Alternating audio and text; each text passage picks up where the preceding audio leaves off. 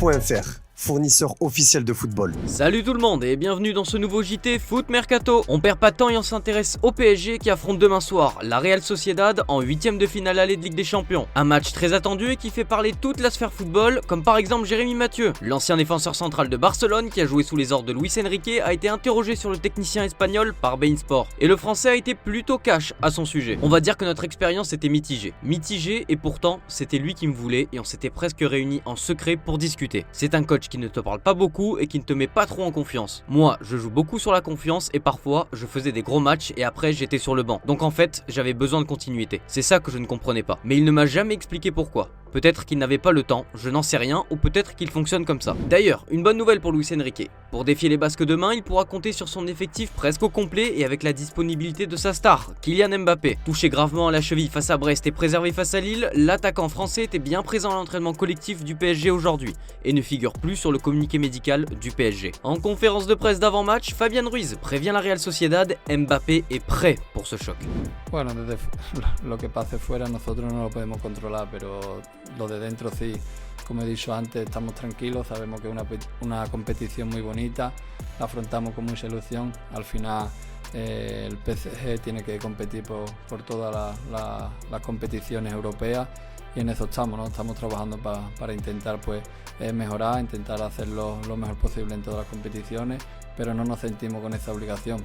Obviamente sí con la ilusión, con las ganas de poder ganarla. Al final los equipos que estamos ahí tenemos oportunidades y sabemos que nosotros tenemos un grandísimo equipo, que tenemos opciones, pero más allá de eso no nos sentimos con esa obligación y con esa presión. Présent à Las Vegas pour le Super Bowl, la légende des Bleus Zinedine Zidane a été interrogé sur l'avenir de Kylian Mbappé. Et voici ce qu'il a déclaré. On verra ce qui se passera. Pour le moment, c'est pas d'actualité. On parle beaucoup de ça, mais on ne sait pas ce qui va se passer.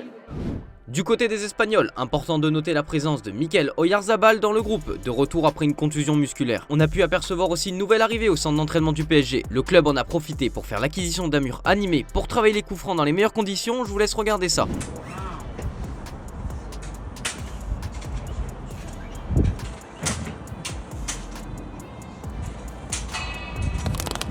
Ce 8ème de finale sera suivi de très près par plusieurs légendes de l'écurie francilienne en tribune au Parc des Princes mais aussi à distance. Le PSG a annoncé que d'anciennes gloires du club vont se réunir au Qatar dans le cadre du partenariat avec Visit Qatar. Pedro Miguel Paoletta, Ronaldinho, Ludovic Giuli, Claude Makelele, Javier Pastore, JJ Okocha, Didier Domi et Néné seront de la partie pour visionner avec des supporters parisiens ces 8ème de finale aller.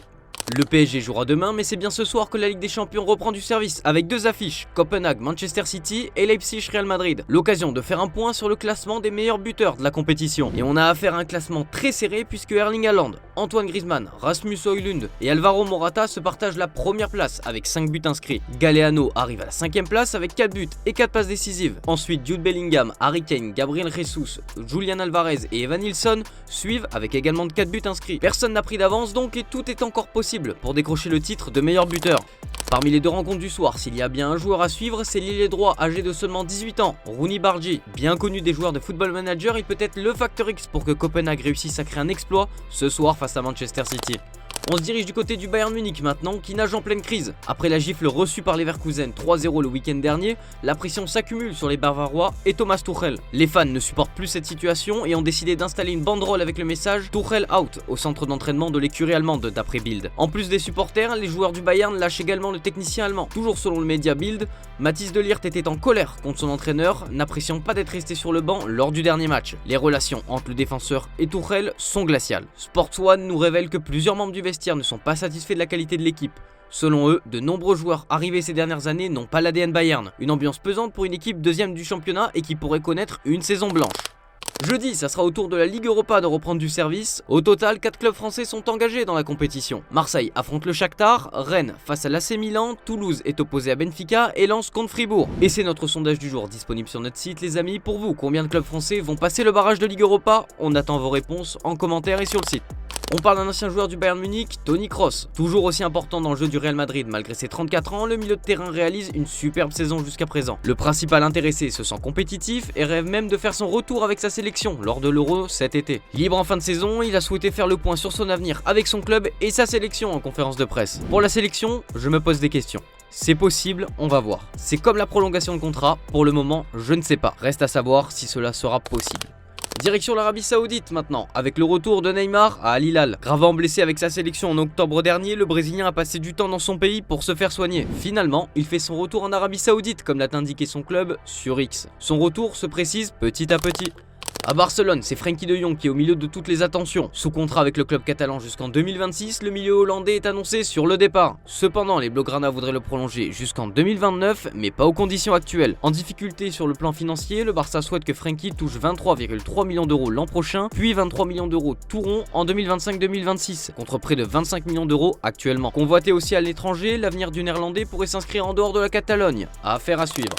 Un peu de mercato maintenant avec l'Inter Miami. Lionel Messi et ses coéquipiers continuent leur préparation d'avant-saison. Les dirigeants du club travaillent sur le mercato pour renforcer l'équipe floridienne et mieux entourer sa star. Dans cette optique, ils ont coché le nom de Federico Redondo, fils de la légende Fernando Redondo, comme l'indique AS. Le milieu défensif pourrait débarquer à Miami contre un chèque de 7,4 millions d'euros. En Italie, c'est Olivier Giroud qui régale avec 11 buts et 8 passes décisives en 21 matchs. En grande forme avant de défier Rennes en Ligue Europa, le buteur français s'est confié sur un possible retour en Ligue 1, révélant avoir été approché par son futur adversaire dans un entretien accordé à Ouest France. J'ai toujours apprécié Monsieur Pinault. On a même été un temps voisins à Londres et il m'avait même invité un jour à dîner chez lui. On avait sympathisé avec nos épouses. Il y a eu un intérêt de Rennes et cela fait toujours plaisir aussi, ce capital sympathie que j'ai en France, d'y être reconnu. Mais ce n'est pas dans mes projets d'y revenir, en tout cas, j'aime la Bretagne. Autre sujet, c'est un ancien pensionnaire de Ligue 1, Andy Delors, qui fait parler de lui. Alors que son aventure au Qatar au sein du club de Salah a pris fin au bout de 6 mois seulement, comme officialisé par son club sur X, le principal intéressé veut faire son retour en Ligue 1. Selon l'équipe, le joueur de 32 ans est à Ajaccio, où il s'entraîne en attendant des offres.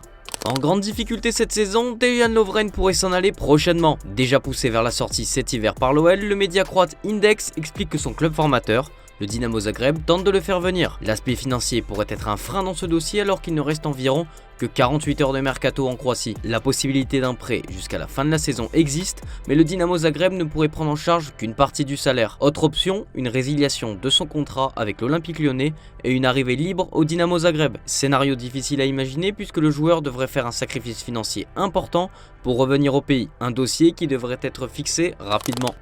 Libre depuis son départ du banc olympien, Igor Tudor se tient prêt à rebondir. Cela tombe bien puisque d'après les indiscrétions de Tuttosport, le Torino cherche à attirer le technicien. Si l'actuel entraîneur Ivan Juric s'en va du côté de l'Angleterre, l'écurie piémontaise avancera ses pions pour le technicien croate. Affaire à suivre. On ferme cette page mercato avec l'Inter Milan qui est sur le point d'enregistrer de nouvelles arrivées gratuites. La première, elle est de Mehdi Taremi en provenance de Porto et l'autre de Piotr Zelinski en fin de contrat cet été avec Naples. L'officialisation ne devrait plus tarder. C'est tout pour aujourd'hui, merci de nous avoir suivis, on se retrouve dès demain pour de nouvelles vidéos sur Foot Mercato.